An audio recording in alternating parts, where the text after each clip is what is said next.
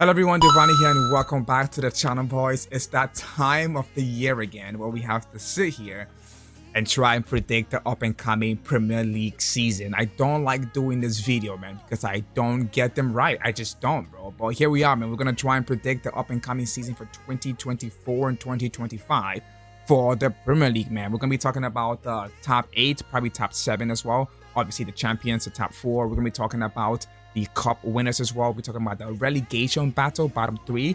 Probably will include top scorers in there, player of the year, manager of the year. Probably talk about Champions League as well and who's gonna win that, man. So super excited for this. Comment down below what your predictions are. Hit the like button, subscribe if you're new as well, and let us cook, boys. Come on. All right, boys. So we're gonna jump right in here, boys. We got our favorite website, tmmaker.com, that makes all this easier for us, boys. So you can definitely use this as also your prediction if you need to. But let me know in the comment section down below, boys, what you guys are gonna go with. So without any wasting of the time, we're gonna start with the top 7 just because of how this is laid out. So I guess this is probably works out for us quite well.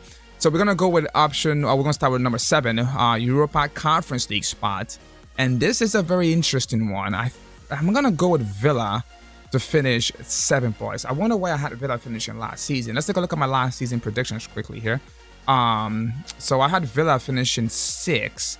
Obviously they got top 4 and Newcastle 5th. So I mean, I got it wrong, which is why I don't like doing these predictions. But I'm gonna go with Villa finishing 7th this season. Mostly because I don't think Villa have the squad to play the games that they need to play this season. They're in a lot of competitions. They got the Premier League to go for. They got Champions League as well on Tuesday and Wednesdays nights. They got Carabao Cup and FA Cup. I don't think Villa has the squad to play all these games. I don't believe they can. They sort a few players in. They brought 1 or 2 in as well. But I don't know, man. I don't think Villa has the squad. They also let Douglas Luiz go, Diaby go. So I don't know if they have the squad to compete in everything. They might have to prioritize some. You know what I mean? Because they just cannot put a strong side on a Champions League night and then put a weaker side in the Premier League. They would just be losing points. Or they could feel a weaker side in the Premier, or stronger side in the Premier League, weaker side in the Champions League. We'll see how Villa does, but I think overall there's too much games to play. They don't have the squad depth, and I think they'll, especially for the first time as well doing this, it's gonna be difficult. I mean, Unai Emery's done brilliant with Villa, but I think because of the games they have to play and how thin your squad is, I think Villa will struggle in the league, and they will finish 7th in the Conference League spot. Hopefully I'm wrong, but we'll see. We'll go with Villa finishing 7th. All right, coming up to our 6th spot, we're gonna go with Chelsea. I say that and I laugh because I think Chelsea should probably finish 8th. Considering they had Poch last season, who in my opinion, it's a better manager than the new current coach they have, Mosquera, what his name is. I have no idea what the guy is, but he seems to want to play high line pressing football, but they've lost every single preseason game. Now, saying that, I probably should put them lower, but preseason does not justify the season. Chelsea had lots of injuries last season, and they still managed to creep into 7th. They had Europa League spot, so we nicked it from them with the FA Cup. So I still think that Chelsea have a squad. They have a bunch of players. They have 52, I think, registered players now. They have like 5 goalkeepers. So, you know, they got the squad to definitely do it. They're looking at bringing in João Felix as well. They let Conor Gallagher go, but he's back at them again. They're still negotiating, so they might be bringing Osimhen. So there's a lot of things. Chelsea are doing lots and lots of business this season, and they have a bunch of players, so they can definitely rotate. So I think they have the squad. If everyone can stay fit, you know, knock on wood, less injuries for them. I think with less injuries, they can definitely push into the top 6 easily. I think injuries ravaged this season. You can tell at the end of the season they were really, I mean, they were undefeated at some point. I think they had a good run going. So I think if they all stay fit, they got Cole Palmer in there, so we'll just sign a new contract. Nkunku, if he stays fit as well. You know what I mean? They got Madueke, Mudryk, Jackson. I mean, probably doesn't fill you with confidence, but so I think Chelsea has the squad over Villa. I think Villa has a good starting 11, but not the squad. I think Chelsea has the squad to push them just above injury-free into the top 6. I'm going to go with Chelsea to finish 6th. Going on to number 5, we're going to go with Tottenham has Spurs.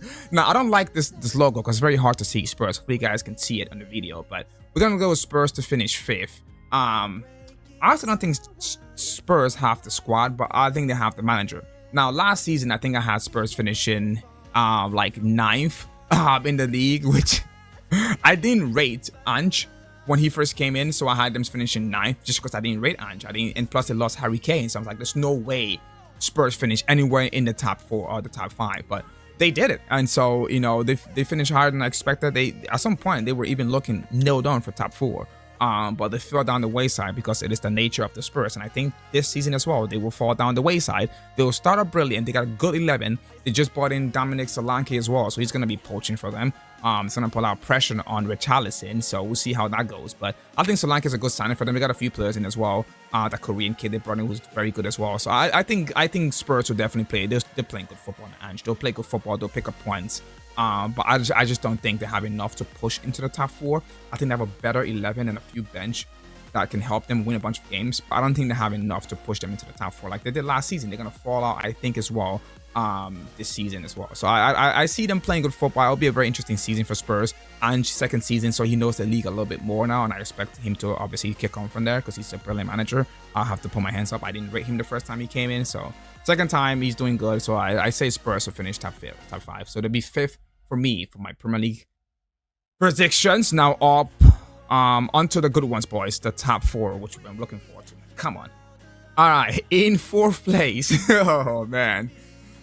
I'm gonna go with GGMU, boys. All right, I'm gonna go with United. Come on, United. As my team, we're gonna finish top 4 this season. I probably should say 3rd. I know we had a very horrific season last year in finishing 8th, but it was an injury ravaged season where we just had one of the most injuries in the league. So you know, I mean, it's hard to be consistent with just picking up injuries every other game. So it really destroyed our seasons. But if we can stay fit, we just brought in, obviously, De Ligt now and Majrari, which I think we needed, because now we can play Martinez and De Ligt, you know, which I believe is a much stronger center back pairing than Harry Maguire and Lindelof, or Harry Maguire and Martinez. So we can push up higher the pitch, we can play a high line. It's just unfortunate Luke Shaw is injured to start the season, and Euro is also injured, and Højlund is going to miss a few weeks. But we got Zerkzee to cover. We got a bunch of attacking. I know I'm looking forward to Amad Diallo. I hope Eric Ten Hag can use him this season, because it could be a breakout season for Amad Diallo. I can definitely see, you know, Diallo. It could be Diallo season, so I'm really looking forward to seeing Diallo given a run of games and see what he can do. So that would be interesting to watch out for. And you know, overall as a squad, we've done enough business where I think we can, without injuries. Again, I say this, without injuries, we can go into the top 4. We should be going to the top 4. If you look at the league in general, Liverpool have a new manager. Chelsea has a new manager. Villa, they gotta play a bunch of games in the Champions League now. You know, we're not too sure about Spurs yet. So there's an opportunity here to really push and get to the top 4 if we can just stay fit. That's the key word for United this season, is just stay fit. And also, Eric Ten Hag, man, you're in your 3rd season now. So we need to start seeing the football you want to play now. You got a few of your players in there now, most of them. There's only, I think, Bruno, Rashford, and maybe Dalot, probably the only ones that are not his players now. So we need to start seeing the start of play now. Play good football, go out there, entertain the fans, get some points on the board, stay fit, and I think United finished 4th. We couldn't even finish 3rd if it depending on how things go, because you see who I put in 3rd. So let's go and get on to the 3rd place for United to finish 4th. Come on, United.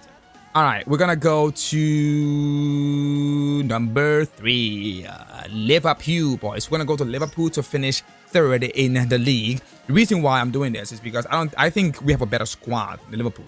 But I believe Liverpool has one of the best 11 and bench than us. I think if we go pound for pound between Liverpool starting 11 and United starting 11, and we've seen in preseason, we got cooked in preseason. Now, just preseason, we have some few players missing. They also have players missing in preseason. But they cooked us 4-0. I think the ball, we got Ange ball now. You know, he's playing, well, not Ange ball, sorry. Onslaught, sorry. On ball now. They got on ball now, and he's pushing his players hard to pitch. They're pressing high up. And I watched them in preseason against United, against us. And they'll win the ball so high up the pitch that it's easy to score. And this guy's clinical. Mo Salah is still there. He still has it. He's clinical.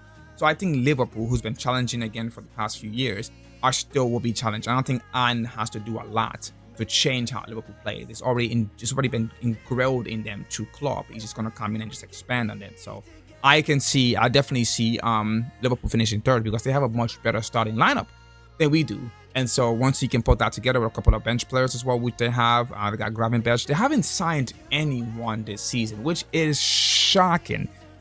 Very shocked. I don't care how you feel about Liverpool. If this was United, we'd be going mad. I mean, can you imagine you support a club? It could be any club you support, and the whole season goes by, and you don't sign a whole transfer window. You don't sign even one player. I know they missed out on what's his face, Zupermendi, and now they're trying to get Mamadashvili, a goalkeeper. Like, they don't need a goalkeeper. Technically, they might need a backup goalkeeper. But we're talking about signing an on-field player.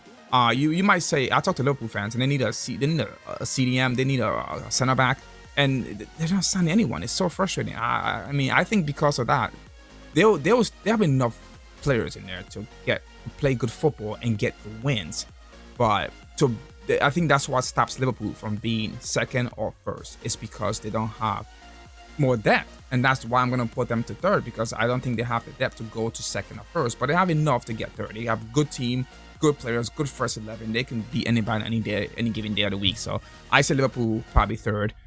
All right, so we're going to do the second place. Actually, we'll do the champions, because once we do the second place, you already know who's going to be a champion. So we're going to go with Arsenal to win the league. Listen, the only reason I'm going to Arsenal is because I'm sick and tired of Man City winning the league. So with that said, we're going to go Man City to finish second.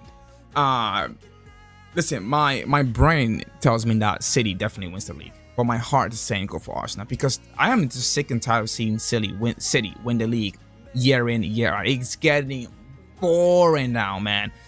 And so they need to, the clubs need to do something about this. I think Arsenal, man, hopefully Arsenal can, somehow, it's not even about beating Man City. It's just about the rest of the group stopping Man City from picking up a lot of points and let Arsenal win the league. So I'm gonna go Arsenal to win the league, man. I think they have the squad to do it. They've been pushing Man City for the last 2 years. I think the third year is the charm, and they'll get it done the third year, bro. I think this is the year for Arsenal. I believe it, and I hope Arsenal fans also believe it. And I hope the Arsenal team believes it. And I hope Arteta believes it, because if they believe it, they can achieve it. But I think they're fine. They have a good squad in general. So they have a good starting lineup. They have a good squad. They just brought in Calafiori to help them as well. I think it'd be a good player for them. So Arsenal to win the league, man, and then Man City to finish second. Like I said, Man City will definitely win the league. That's what my brain tells me. But I'm gonna go Arsenal. I'm sticking with Arsenal. Man City comes second. I don't know, man. They're still gonna cook. They lost Julian Alvarez, but that's not gonna mean anything to them. They brought Savinho in as well. I mean, he's not really gonna do much, is it? It's just a name to bring in to help bring a transfer in. At least Liverpool should be doing that. Just bring a random player in so your fans are excited. I think that's what City does. They brought Savinho in just so that their fans like, oh, we gotta sign him in, but he's probably not gonna play much games.